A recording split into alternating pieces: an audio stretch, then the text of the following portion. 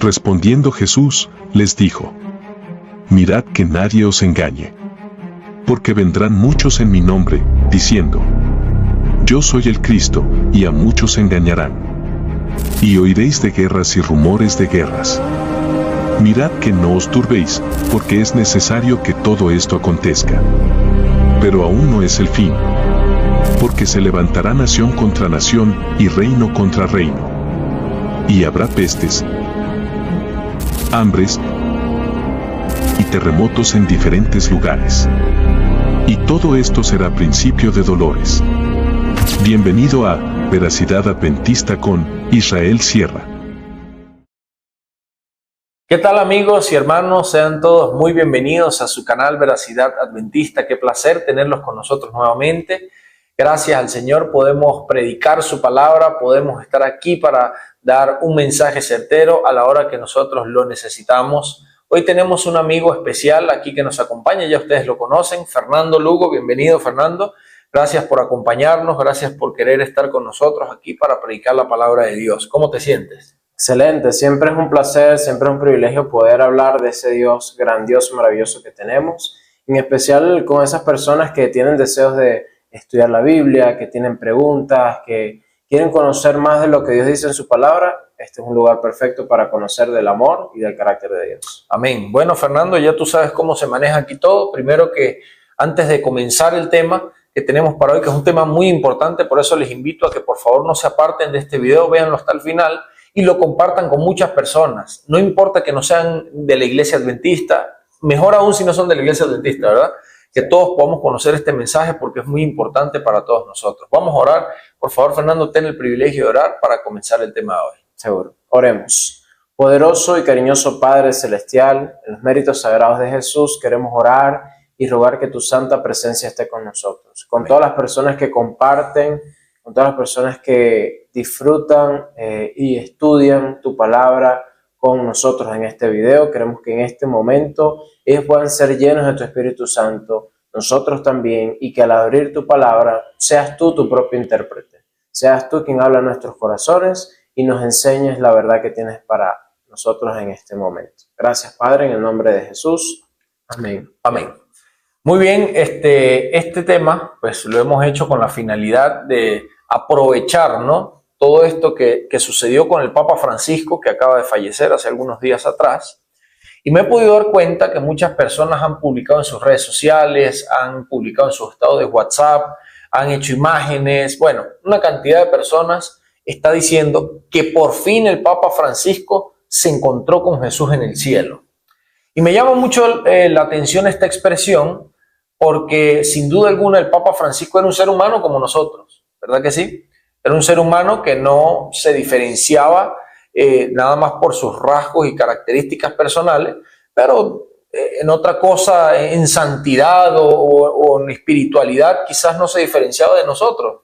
Es decir, no era una persona diferente a como somos nosotros. Entonces, me llama la atención que mucha gente dice que el Papa Francisco está en el cielo, se fue al cielo, y bueno, queremos aclarar a la luz de la palabra de Dios qué pasa con las personas cuando mueren, a dónde van, ¿realmente van al cielo? ¿De dónde sale esta teoría? ¿De dónde viene esta creencia de que las personas cuando mueren van al cielo?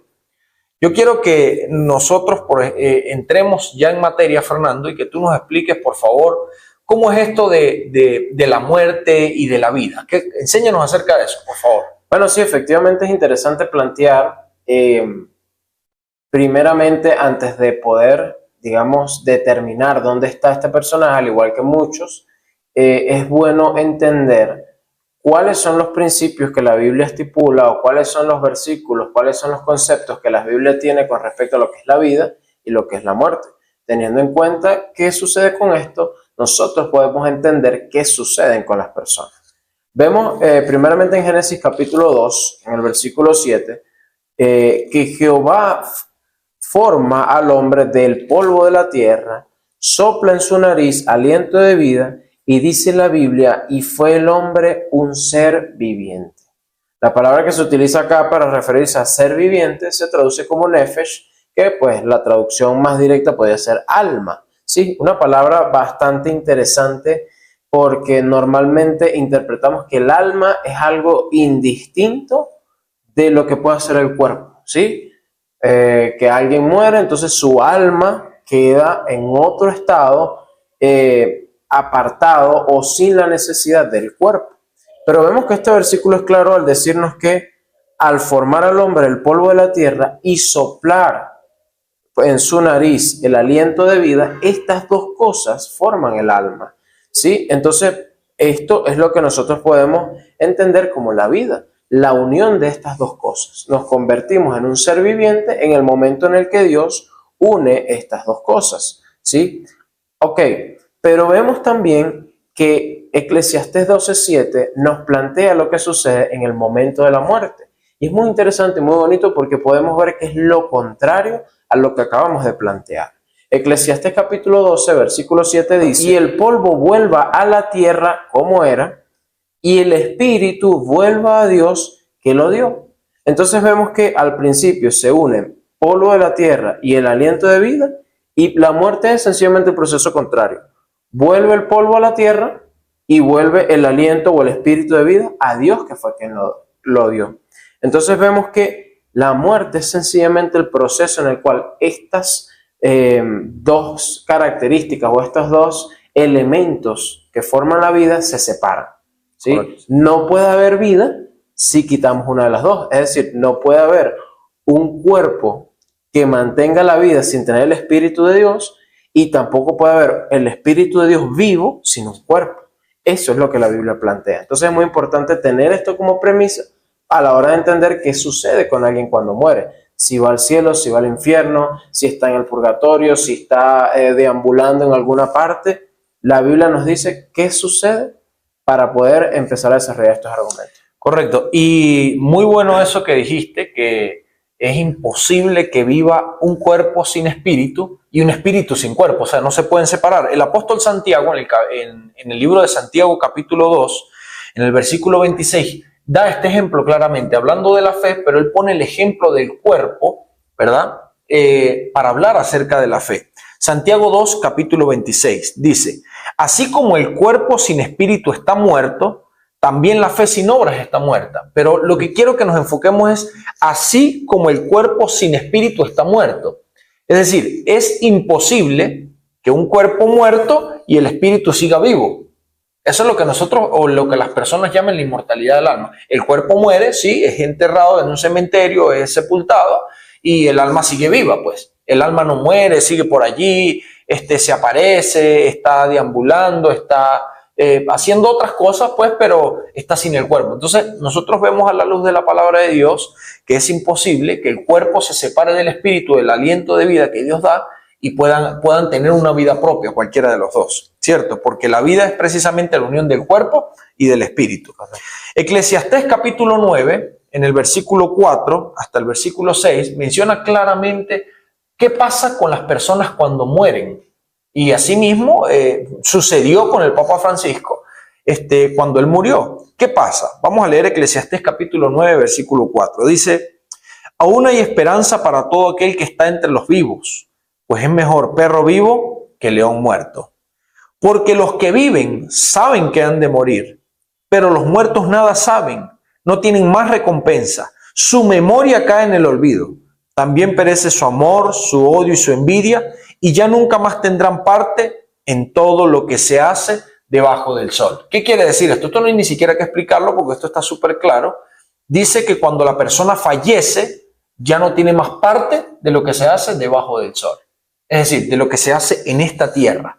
Ni el espíritu, aquí no habla de que el espíritu sigue vivo, ni absolutamente nada. El cuerpo muere y ya perece también su envidia, perece también su amor, su odio, su memoria es puesta ¿dónde? En el olvido. Es decir, el cuerpo queda totalmente inerte y el espíritu, tú lo mencionabas hace un momento en Eclesiastés capítulo 12, en el versículo 7 dice: y antes que el polvo vuelva a la tierra como era y el espíritu vuelva a Dios quien lo dio. Yo creo que por esta frase, por este texto, es que mucha gente piensa que nosotros vamos al cielo. Y no es cierto, o sea, no es cierto. ¿Por qué? Porque el espíritu vuelve a Dios quien lo dio. Dios lo toma, mas no queda el espíritu vivo en el cielo, ¿verdad? Ahí paseándose por todo el cielo. ¿Qué piensas tú de esto? ¿Y de dónde nace esta idea de la inmortalidad del alma? Porque esto no es bíblico, esto no es bíblico. Bueno, es interesante ver que en el Edén, cuando la serpiente antigua se presenta ante Adán y Eva, el argumento es: no moriréis. No morir. A esa recomendación, a esa ley, a ese parámetro que Dios establece, en cual Adán y Eva se proponen a obedecer, cuando la serpiente antigua se les presenta, sencillamente hace esta pregunta capciosa y Eva plantea que Dios sencillamente pues les prohibió o les recomendó no comer de ese fruto. Su respuesta fue: pero es que no van a morir. No van a morir.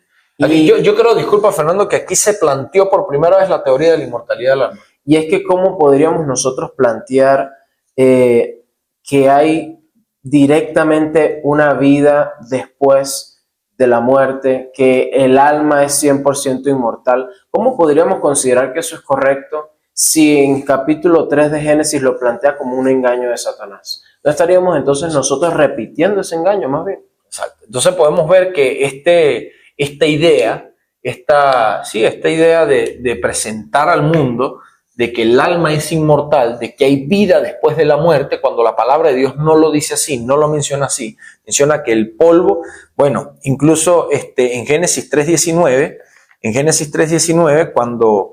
cuando Dios está haciendo su sentencia, por decirlo así de alguna forma, ¿verdad?, para el hombre, le dice al hombre, Génesis 3:19, con el sudor de tu rostro comerás el pan, hasta que vuelvas a la tierra, porque de ella fuiste tomado. Polvo eres y al polvo volverás. Entonces quiere decir que el hombre cuando muere vuelve a la tierra, no se va para el cielo, no va para el cielo. Entonces eso es importante recalcarlo porque esta teoría estamos viendo, o esta idea de la inmortalidad del alma, estamos viendo que fue por primera vez implantada en el jardín del Edén. Y es una mentira. La primera mentira que le dijo, una de las primeras mentiras que le dijo el diablo a la mujer: no morirás. Y Dios le había dicho: si pecan, van a morir. Esa era la realidad. Entonces el diablo les dice: no morirás. Ahora, ¿qué pasa con esas personas, Fernando, que ven a su abuelito muerto, que ven a su tío, que les habla, que lo escuchan?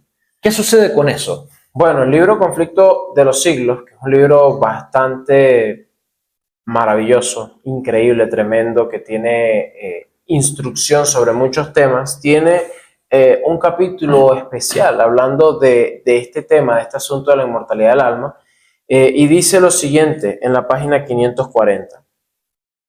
Satanás puede evocar ante los hombres la apariencia de sus amigos fallecidos. La imitación es perfecta. Los rasgos familiares, las palabras y el tono son reproducidos con una exactitud maravillosa. Muchas personas se consuelan con la seguridad de que sus seres queridos están gozando de las delicias del cielo y sin sospechar ningún peligro dan oído a espíritus seductores y a enseñanzas de demonios. Después de que Satanás ha hecho creer a esas personas que los muertos vuelven en realidad a comunicarse con ellas, hace aparecer a seres humanos que murieron sin preparación. Estos aseguran que son felices en el cielo y hasta que ocupan allí elevados puestos, por lo que se difunde el error de que no se hace diferencia entre los justos y los injustos.